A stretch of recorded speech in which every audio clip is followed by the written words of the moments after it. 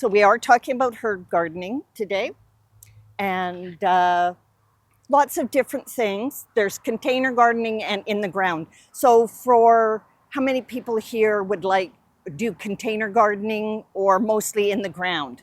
Container? Container? Okay. I've done a lot in the containers over the years because I don't have much of a yard. But so that gives us more options. So the benefits. Well, you're growing the items for yourself. You can choose exactly what you want. And nowadays, when they say rosemary, you have lots of different options. So I recommend that when you go to buy your herbs, you have bare hands and you smell them. They all smell quite different. So there's no point taking it home and thinking, oh, I don't like that one. And they do smell like, I find this one, the Tuscan Beauty, is very, very strong smelling. And I kind of prefer the Iguana Blue. It's actually mild, same as the Times. And you can see some of the Times are just by their growth habit of the herbs in the pots. You can kind of see this is going to be large and sprawling. This is the compact English. So containers, you might want to have compact varieties. If you're like me, bigger is better, because when I'm harvesting it, I make Italian seasoning and I never seem to have enough. We go through a big container of it. So basil, obviously it's one of the biggest, nicest choice, one of the milder herbs or tender herbs for temperature. I like the bigger the leaves. I find they have the best scent when they're small. And then as they get bigger, the scent is there, but it never smells quite as good as when you get the little ones. Mint, same thing. Lots of different choices for mints. And that's Maury's Mojito mint, depending on what you're using. Fennel, I'm not sure anybody grows fennel. If you like to mix up your gardening, fennel makes a really cool centerpiece plant for your annuals. And even in big perennial gardens, I've done it. You combine this with hardy lilies, one of the taller varieties, you get a beautiful, this really soft look, and the lilies pop up through it. It's great. And it tends to reseed itself. We've got the different sages here. The flavor of the sages is probably the same for all of them. You just get a little bit more pop of color for your containers or in the ground for all of them. And don't forget, for Stanley the cat, you've got your cat grass and your catnip, which they're going to lay in and get stoned on. So we've got pictures of Stanley sitting there just like in La La Land. But yes, that's for your cat. For the most part, herbs are very, very easy to grow. They're generally pest-free. I will also grow all my herbs and allow them to go to flower. I always have some because they attract the pollinators. And even in my container gardening or even beside everything else, one of the, your basils, especially these small ones, and the thyme produce beautiful white flowers that pollinators like them. They may not be the big bees and everything, but they definitely will attract the small pollinators. So I allow it. Some things you don't want to go to seed. You don't want your parsley to go to seed, but your mint has beautiful flowers. Rosemary is really nice when you allow it to go. I find one rosemary plant is enough to do for my cooking because they're very strong. They'll form a nice big plant. And it will go, it's almost what's called a half-hardy perennial or a half-hardy herb. In warmer climates, like even in Vancouver, sometimes you can bring your rosemary through, but it's not hardy here. So when it comes to kind of the hardiness of these, Dill tends to reseed itself everywhere. I've even had it reseed in my containers. Basil is tender. Parsley will come back for the most part, especially the curled. Chives are one of the hardiest. And I have the chives. I allow my first to go to seed. And then right now my chives are covered in big pink flowers. I allow it to reseed, then cut those off, and then it flushes out with new soft growth that I harvest and eat. But then I've got new plants seeded in my yard, my neighbor's yard.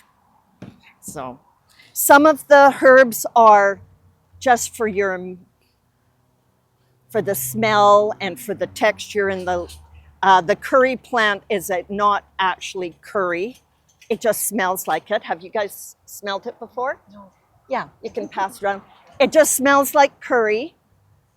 I just love to have it in my pots because it's a nice foil against flowers or anything else. I just love the smell of it. It's like lavender, anything like that. Just the smell of them as you brush and touch them. So the nice thing about herbs, because of their strong scent, they can be deer resistant. The stronger the scent, the more resistant they are. Deers don't like things with strong smells. So things like lavender, they don't touch. The sages. Where you may run into problems possibly are basil. But a lot of times that people kind of protect their basil. So one thing is you can mix your combination. Make say, an herbal tea container. So you would have maybe your mints and anything else you want to have for tea. I generally grow my Italian seasonings. So that would be my thymes, my basils, parsley, a rosemary. One year I accidentally put mint in it. It was dried. I did not label things, and I ended up putting a big jar of mint in, which actually was good filler, and it wasn't too bad. So if you must label everything properly. Yeah, I kept thinking, well, I've got basil, and put it in and thought, it doesn't smell like basil. So growing the herbs. If you're doing in containers, a light container mix is ideal, and that's just lightweight. I then mix with sea soil. And the sea soil, I go half and half. The sea soil adds richness. The container mixes are mostly a peat moss based, so it just adds some richness to the soil. Same thing when you're planting in the garden, add a bit of, and it can be compost, it can be manure, sea soil, but just add something to the soil before you put your herbs in, because they'll all suck things out. Herbs in their natural environment grow in hot, sunny locations. If you think about the rosemarys and the thymes, well-drained soil. So they don't want a waterlogged soil. And they don't need to be overwatered. The only thing that I find you have to really keep on top of is your basil. It's the water lover. Everything else you can kind of let grow, and they're pretty tough. So we went over about the half-hardy and the hardies. I find my chive comes back every year. Oregano, some of the regular oreganos will come back some years. Thyme, last year it didn't. I think a lot of it was such a dry winter and I didn't go outside, and some of those guys dried out. But my chives, they come back all the time. Some people have no problem overwintering rosemary in the house. It's the same as lavender. You can overwinter. Some people, it just grows and just dies. So I think a lot of it is you want to give them a sunny location. You want to water, but not overwater. So in the wintertime, they're going to be kind of going semi-dormant. Even when they're in their native countries, the plants go dormant or they're just kind of on holding patterns. So a lot of times, one thing you can do is buy them early in the season and have them on your windowsill and then use them and then plant them out. So collecting. The first thing is the day before you do your harvesting, make sure everything's well watered and wash the herbs off if it's, and that's just for, keeping anything like birds or cats or, washing it. If by chance you don't do that, I have harvested them, I have washed them and hung them to dry. But I've got a very, very dry location. It's a garage that gets really hot and dry. So the key is if you wash it before you hang them to dry, it's got to dry fairly quickly. So you do not want to dry them in the sun. You want a warm, dry, dark location, somewhere with not any direct sunlight. Collect early in the morning. Most of the plants, first thing in the morning, are perkier. They've retained the best flavor in that, and so harvest first thing in the morning, but after the plants have dried. So they've been in the sun, so say 9 o'clock in the morning if you've had some sun. I bundle mine. How I dry my herbs is I will bundle them, tie them, and then hang to dry. So a small bundle that fits in the hand, not too much. You find sometimes basil is the largest plant, and sometimes oregano. When I'm doing it, it's probably one of the larger ones. Basil is kind of a tricky thing. You want it to dry quickly and retain its color. You don't want it to wilt on you and kind of go off color. So sometimes what I'll do with basil is I will just cut it up, mix it with a little bit of, you can mix it with oil and put it in ice cube trays, or I've even just cut it up, mixed it with water, like put it in the ice cube trays, filled it with water, froze it, and then undo it and put it in plastic bags. That's an option with basil. Yeah, so your temperature for drying is between 85 and 95 Fahrenheit. That's really a dinosaur term. What I'll do is once they're dried, I put them in Ziploc bags, and then like the great big ones, and then I mush them and kind of until I get them separated from the stems, pull the stems out. At that point, it's still parts of it are fine. You can grind it in a blender, but I find blenders, probably a food processor would be better. I have or a coffee grinder. The only problem with that is if the oils are retained in it. So I would have one dedicated to it. Or just like me, I just keep working until it's fine enough. Keep the little stalks out. Generally, most herbs, their essence will last quite well for 1 year. After that, it kind of peters off. And everybody knows that, you pull that thing of basil out and you think, I thought basil was green, not light brown, but yeah. So usually 1 year, but it's touch and go on that. Nobody wants to throw things out, but so other things you can do, of course, there's just direct use. So fresh herbs when you're cooking, I'm sure probably you can use a little bit more. Once they're dried, you usually use less in the recipes, and it's always to flavor. I could use handfuls of basil. My husband just like, that's enough. You can use them to flavor oils. When you're doing oils, if you're using it right away, fine. But If you're cooking with them, it's fine. Be careful on the processing of oils. Putting plants in, they need to be washed really well. You do not want to contaminate your oils with any type of microorganisms or anything like that. So they need to be clean. So follow definitely the processing. But if you're cooking with it, that usually, same thing, make sure they're clean. But teas. My favorite, of course, is mint tea. I just will hang it. I've got a large jar. I just put it in the tea strainer or in the bottom of the teapot and, go by flavors. So that one's my favorite.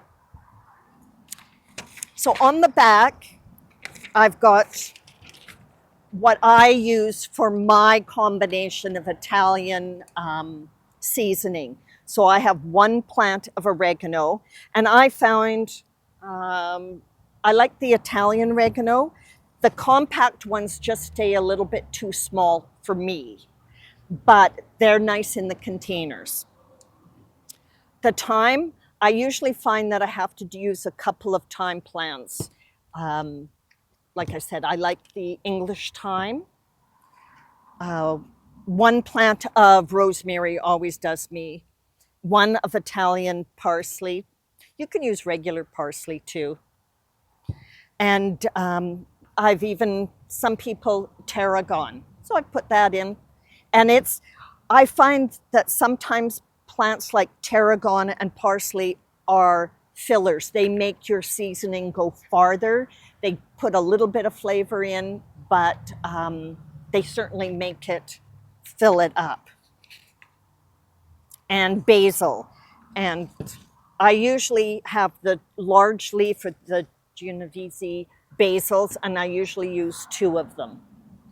I find this is really nice for salads, the little Greek basil, and it's very, very compact, great for the containers, and you don't have to do as much chopping on it. We've got here some other teas, rosemary lavender tea, parsley tea. Now I'm not sure what the flavor of these are. Some of them may be on the verge of medicinal.